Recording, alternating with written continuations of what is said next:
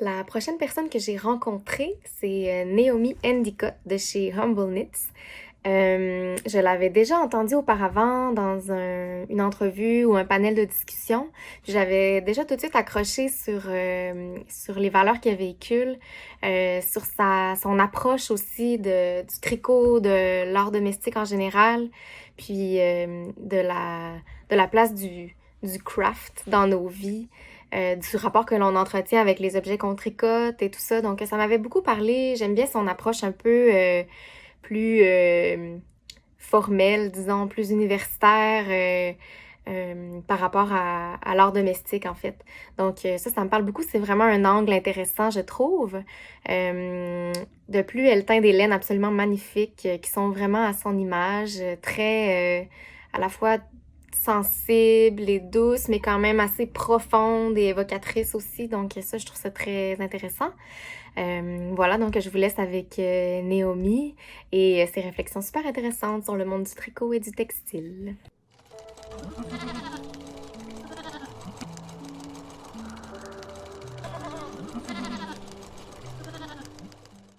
Alors moi, je suis Naomi, je suis une teinturière à Montréal.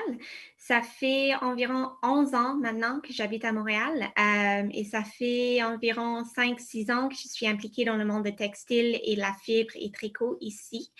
Euh, je suis d'Angleterre, je suis anglaise d'origine, mais je suis née à Toronto, donc c'était un vrai plaisir de revenir au Canada pour commencer ma vie d'adulte. Quand je suis venue pour étudier, j'ai juste voulu rester. J'ai vraiment trouvé une bonne communauté ici à Montréal et ça a beaucoup agrandi avec mon introduction dans le monde du tricot. J'ai commencé dans les boutiques de tricot, mais aussi en 2016, c'était la première fois que je suis allée au Festival Twist. Et là, j'ai trouvé ma machine à tricot. Et là, c'était vraiment comme le début de ma carrière pour vrai en textile et en tricot. C'était le moment où je me suis rendu compte que je pouvais gagner la vie, mais aussi trouver la communauté plus que juste un passe-temps en tricot, mais vraiment une carrière et un travail et un projet à long terme. C'est grâce au Festival Twist que je me suis lancée en tricot machine. Pour moi, c'est vraiment la nostalgie qui m'inspire. J'ai fait mon projet principal pendant mes études en tricot. J'ai fait ma maîtrise en Écosse et là, j'ai fait mon projet principal sur l'impact de la nostalgie dans le design des vêtements. Comment peut-on créer des vêtements qui vont créer vraiment un lien entre la personne et le vêtement pour mieux construire notre identité à travers les vêtements, mais aussi pour mieux garder nos vêtements pour être plus durables à long terme.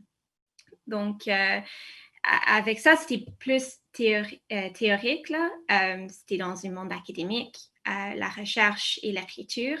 Mais j'ai utilisé ces inspirations et ces recherches pour influencer mes coloris. Donc, quand je crée des coloris et quand je trouve les noms pour les coloris, c'est vraiment je plonge dans le passé pour moi, dans mes mémoires et dans les sentiments que ces mémoires rappellent pour trouver des coloris qui sont vraiment connectés à quelque chose dans le passé qui fait un lien avec le présent et pour le futur. Et j'espère qu'avec cela, les autres personnes vont voir ça et aussi voir le sens du passé et de l'histoire et de notre histoire et notre identité à travers les coloris pour avoir une meilleure connexion avec nos tricots qu'on porte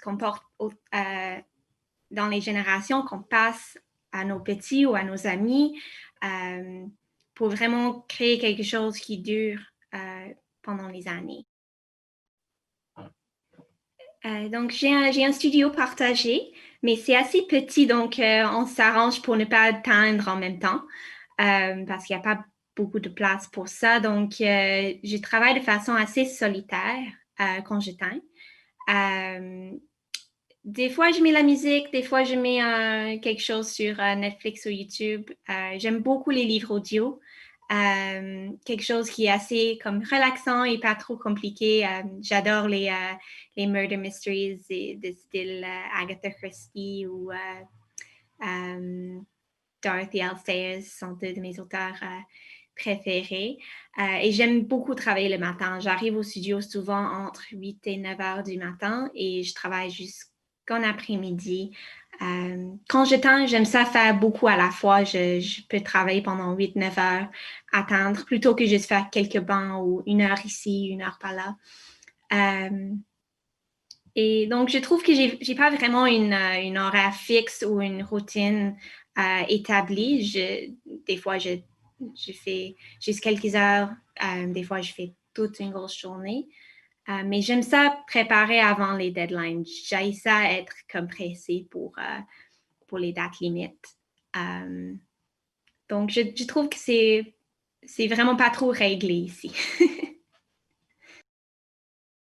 J'ai une palette très calme, je dirais. Je n'ai pas tant des couleurs intenses ou vives, mais j'essaie toujours de créer des capsules, des collections où toutes les couleurs, toutes les coloris vont ensemble. Ou mix and match, vous pouvez toujours trouver des combinaisons entre les couleurs. Je travaille pas trop avec les speckles, je les aime, mais je suis assez j'aime ça très minimaliste pour mes speckles, donc j'essaie toujours de trouver un bon équilibre entre les, être trop intense ou bien encore trop neutre. J'ai récemment essayé de travailler, de tricoter un jacquard avec mes laines et j'ai trouvé que je ne voyais pas la différence, même si c'était comme un ton de bleu et un ton de vert et un ton de rouge. Je ne voyais pas le design dans le jacquard. Donc, je me suis rendu compte, OK, peut-être je devrais élargir un peu les intensités de mes coloris parce qu'il faut quand même être capable de tricoter toutes sortes de patrons avec la gamme de couleurs que je produis. Mais j'espère toujours créer ce sentiment du calme et quelque chose qui nous relaxe et qui nous laisse se promener dans nos mémoires. Je suis toujours fière quand je réussis à créer des collaborations avec d'autres personnes et créer une relation avec une autre personne à travers la collaboration. J'ai récemment contribué à un design à une collection des patrons pour la boutique où je travaille, Espace Tricot, et nous l'avons utilisé pour lever des fonds pour les organisations communautaires locales à Montréal.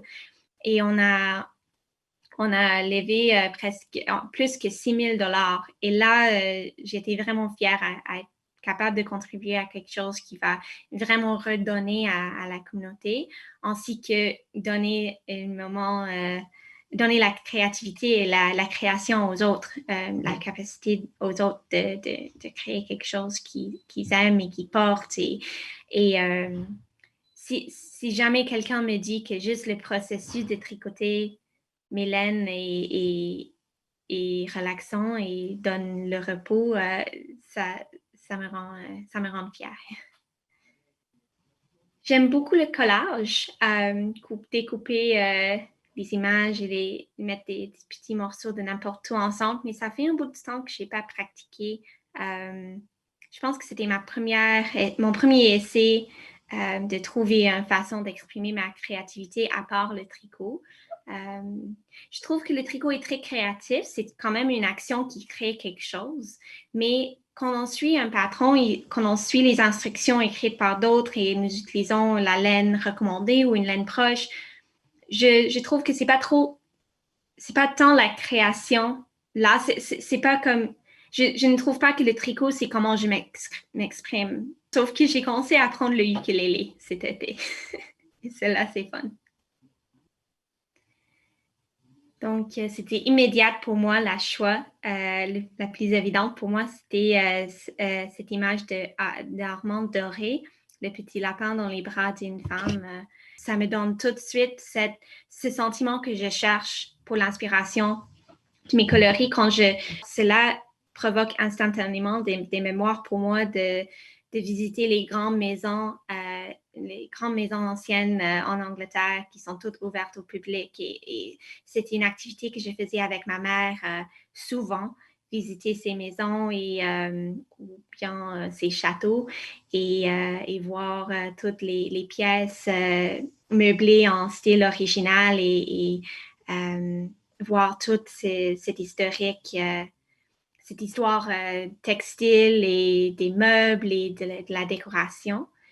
Donc, cela me donne comme un sentiment de revenir dans le passé et de rêver d'être comme Elizabeth Bennet ou Marie-Antoinette ou je ne sais pas qui, et juste créer ces mondes dans nos têtes. Donc, avec une image comme ça, je prendrai peut-être quelques couleurs.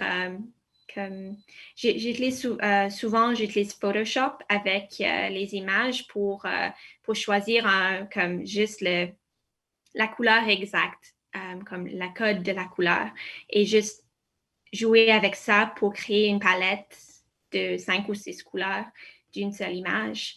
Et quand je fais ça, en même temps, j'ai commencé à créer des playlists des chansons qui provoquent aussi ces mêmes sentiments à travers la musique ainsi que les images. Et souvent, avec une palette, je cherche tout un mood. Comme récemment, j'ai fait par exemple une après-midi pluvieuse au musée ou le sentiment de visiter la piscine en été. Et avec cela, par exemple, le sentiment de visiter un château. Et j'imagine que ça serait une laine certainement très mou, mais rustique, parce qu'à l'époque de cette image, on n'a pas le sous-broche, on n'a pas les fibres synthétiques. Trouver quelque chose de très doux, l'angora, mohair, quelque chose avec lequel on peut faire quelque chose avec la dentelle, style vraiment traditionnel. J'aimerais vraiment continuer dans un projet de durabilité. J'ai commencé ce projet avec une envie de teindre et tricoter juste avec les laines non traitées et de plus en plus locales. Mais j'aimerais aussi trouver d'autres moyens pour continuer mon projet de teindre, mais de façon qui n'est pas toujours avec le but de juste créer encore des laines et encore des laines. C'est pour ça que j'ai commencé à surteindre, overdye. J'ai commencé avec mon stash, avec les pulls que j'ai tricotés, que je ne vais jamais porter parce que j'aime plus la couleur de la laine. C'est ce que j'ai fait avec celle-là. C'était un baby pink beaucoup trop pastel pour moi. Je l'ai surteinte juste pour l'utiliser, pour ne pas gaspiller la laine dans mon stash. Donc, je n'aime plus la couleur. Donc, je l'ai utilisé pour le Sagalati de Catherine Côté, Encephaloscope Knits.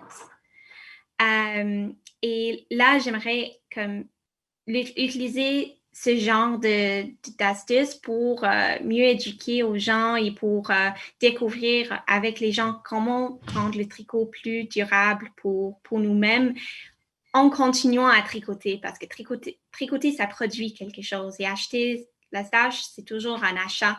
Et je ne veux pas arrêter de tricoter juste parce que je ne veux plus.